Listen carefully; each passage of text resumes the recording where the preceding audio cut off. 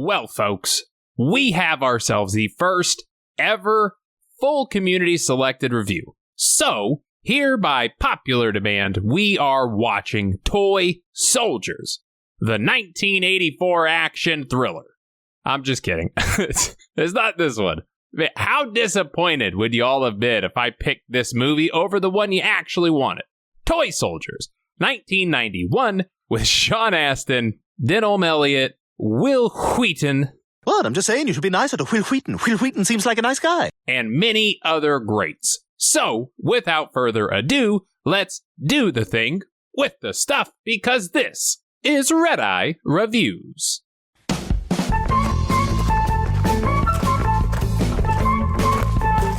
My review of this movie is that it is good. Hey, why use many word when few word do good? It's a classic Die Hard scenario with terrorists, hostages, and the like. But we start in Colombia at a hostage situation. A lot of blind firing is going on. It's not safe for anybody here. Even the media is getting shot at. It's crazy. Luis Cali demands the release of his father from prison, but learns that his father's in another castle and was transferred to the States. So he's like, well, what the hell are we doing here? Don't worry, Spider-Man is gonna save her. It's, well, shit. I guess Spider-Man is not in Colombia. So they get in a helicopter and they get out of Dodge. You know, if you told me that we were about to watch the movie Rudy, at this point, I would believe you. So, meet our little rascals, led by the most huggable man in the world, Sean Astin. Also, fun fact, the place this is filmed is a real-life place, obviously. It's called the Miller School of Albemarle, and it's the same place they filmed Major Payne. These two gentlemen are Deputy United States Marshals. So we get visited by the government, and because little Phil here's dad is the judge presiding over that terrorist's dad case, they take the kid into protective custody. You gentlemen may as well come in. Were you off campus yesterday? Just remember, I'm always going to be watching you. You're always going to be watching? Where were you when he needed help on Mount Doom, sir? Always watching my ass. But the troublemakers sneak into a secret basement, they drink booze disguised as mouthwash, and they call a sex line. Oh, tell me what you look like. About 5'9", 150 pounds. I wear an earring in my left ear. Did I mention I'm black? You know, standard high school stuff. Oh, my nipples are dark red. And our Dean Parker, he likes the phone call. He does, but he is on the job, right? So he breaks up our little powwow. Steve, oh, you're so wicked. These coming of age, scenes here, they always weird me out because in my brain, I just know it's literally a room full of boners and it's nasty. I can't get over that. Where's your roommate? Up in his room, I guess. Shit. Meanwhile, we see our terrorists have snuck into the country.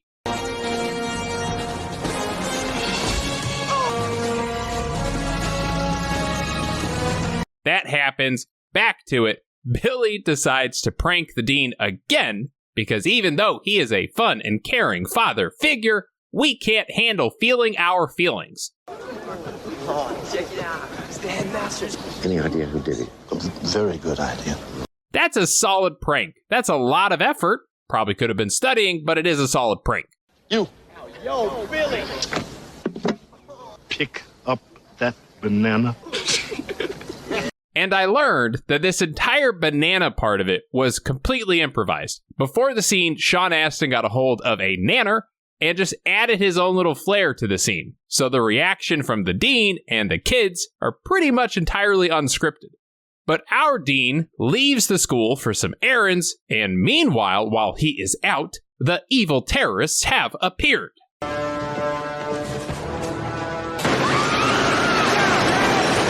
And I do feel bad for the kids. You know, we're all scared here, but I mostly feel bad for that kid who decided to sleep in right upstairs. Ugh, rest in peace, Charlie.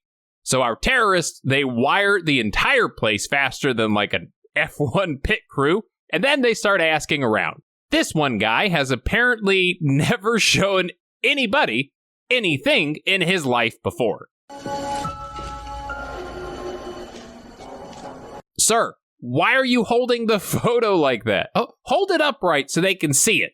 I'll be honest, this scene bothered me way more than it should. So we learn they are looking for little Phil, but our headmaster tells them that the government took Phil yesterday and that he isn't even here. And that whole bit is strange to me because, you know, if the feds knew Phil was in danger, you would kind of think they would either A, announce that they took the kid out of school, or B, provide some kind of protection for the school. Seeing how they knew terrorists would be after him in the first place, but whatever.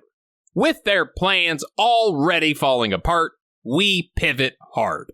We learned that a lot of these kids have rich parents, which makes them valuable hostages again. It's just good news for us, bad news for the kids. Your father is Stephen Bradbury, chairman of the First Empire Bank of New York. Henry III. Yes. Your father is Representative Henry Giles Jr. Trota, Joseph. Hey, Joey. Nah, I just called you up here because you have a sick earring and I wanted everybody to see it. I think you're looking pretty cool.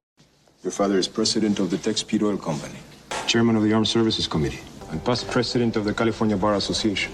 Do you guys wonder if any of these kids have, like, disappointing parents? Like, yeah, my dad invested in a chain of local Subway sandwich stores and it did not pan out too well for us. But outside the walls, they learn of the terrorist takeover and the military gets called in. Troops taking up observation positions around the perimeter of the school. And we get our most military-looking dude ever, Arlie Ermey. He's here too, so you know it's pretty serious. Cut back inside where we are told the rules. Tomorrow we will begin a head count every hour. If one person is missing, 5 of you will be executed. If 2 are missing, 10 will be shot. Nah, come on. That is no way to run a discount. You gotta provide incentives to run away in groups, right? 1 for 5, 2 for 9. It's a much better business model, trust me. But our gang decides to take things into their own hands, and they start documenting everything they can about the baddies. Cut on back to our head baddie, Luis Cali. I am releasing the faculty. One of them will be carrying a complete list of my demands. I will release the faculty, because I looked at their salaries. They don't make nearly enough money to be dealing with this kind of shit. Would he be willing to blow himself up along with everyone else? I think he'd be willing to do anything. And now, everybody knows about the thing, and the parents know, and the parents are pissed. My family isn't rich. We don't have influence at the White House. Why should our kids suffer alongside the rich kids? Oh, okay. I see how it is. When you don't have enough money, you blame the rich. But now that your kid is being treated like an equal, suddenly you have a problem with it? But back inside, they are documenting everybody's location and stuff. Samwise Gamgee spits in a sandwich. Lunch. Enjoy. And this other kid draws literally everybody, proving once again that my art degree was not a waste. Okay, the debt is worth it, guys, because I could draw your pets. I can't draw them well, but I can do it. So the kids devise a plan to take the chip out of their remote-controlled plane and swap it with the detonator chip. It effectively swaps the two things out, and our hope is that it makes our bombs useless. But first, we need to get this information to the feds outside.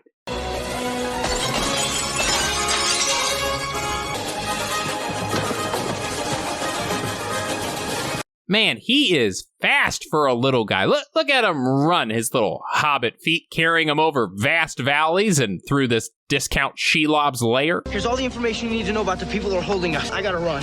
You gotta wait for the boss. But now we have some trouble, because we only had a small window to do this, and if we aren't back in time for the count, they will know somebody escaped, and then our 1 for 5 dead kid discount will start up. Let him go.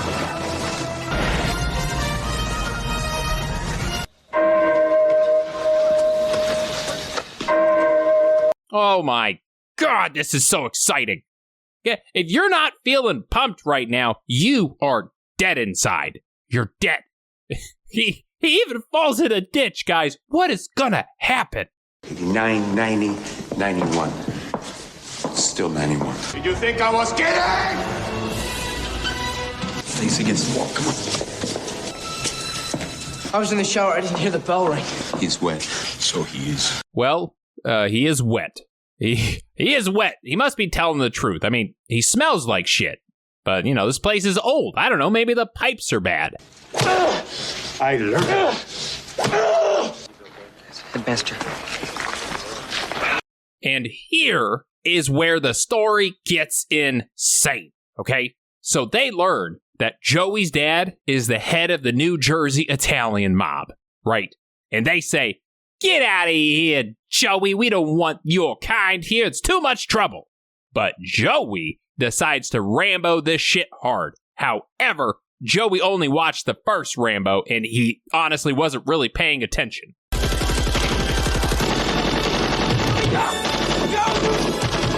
Yeah, Joey is dead now. And his dad finds out about this, and he says, fuck you, calls a hit on the terrorist's dad. Eye for an eye. And that was the only reason we're here in the first place, and now that dude is dead. As soon as Luis County finds out about his father's death, he'll start killing hostages.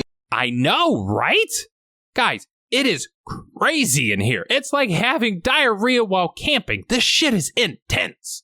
So, their final plan is to just say screw it and storm the place. Let's just fight our way in, whatever. You know, it'd be a lot easier if I went along with you. I'm sorry, sir. We can't let you do that. Sorry, man. We would invite you along, but we used all the face paint already. You know, and if you came, we're not matching anymore. We're kind of a unit. But back inside, the kids decide to go swap those remote chips. How do you think I broke in to get the headmaster's furniture out? Movie air ducts are always so clean. Okay, to be fair, they're probably swept by all these people's bellies that are crawling around in them, but still. Oh, also, this kid has asthma, and he has it throughout the whole movie, and right now, we're using him as a distraction.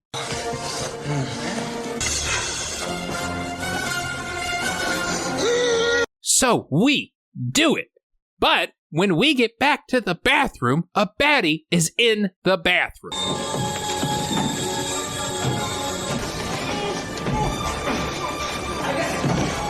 And at this point, everybody says, screw it. It's just like the banana scene. We improvise. The kids improvise.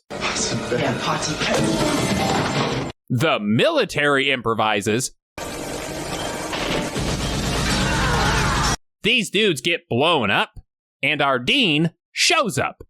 Help me get to the headmaster's office.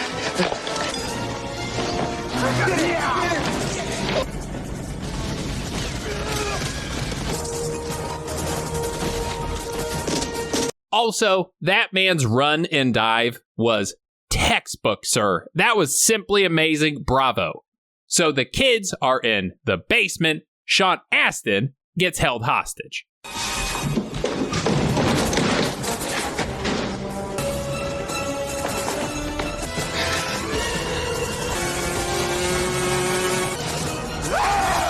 It's so trolly. It's so trolly, and I love it. It would be even funnier, though, like if right now the plane flew into the detonator and just blew everybody up anyways.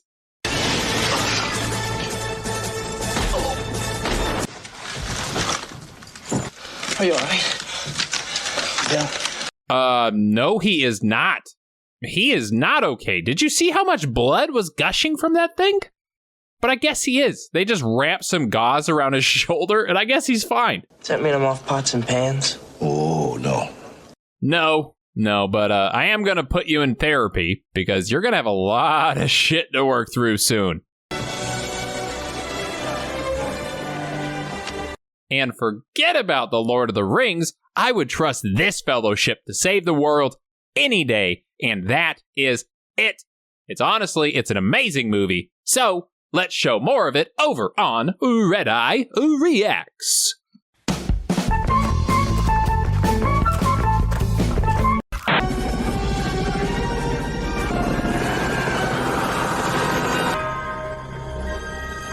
Damn, that helicopter climbed an altitude fast. What is this, Red Bull? On all 3 networks. The boys are not allowed to have TVs in their room. They can't have TVs in their room. Yeah, we only allow nudie posters and Bob Marley memorabilia. First rule of prep school etiquette. When you're in a basement with no windows, don't fart. Don't fart in basements. That's just great advice. Shut up and sit down. Stop acting like such a tough guy. It doesn't impress me. Don't be a tough guy. Plus, you're like 5'4" at best. What's your name? It's Samwise Gamgee. And if I take one more step, this will be the farthest away from home I've ever been. And are being urged by FBI officials to stay at a local hotel. We'll try and... Somebody should set a hot dog stand-up right now because stress makes a lot of people hungry, and you could make a fortune.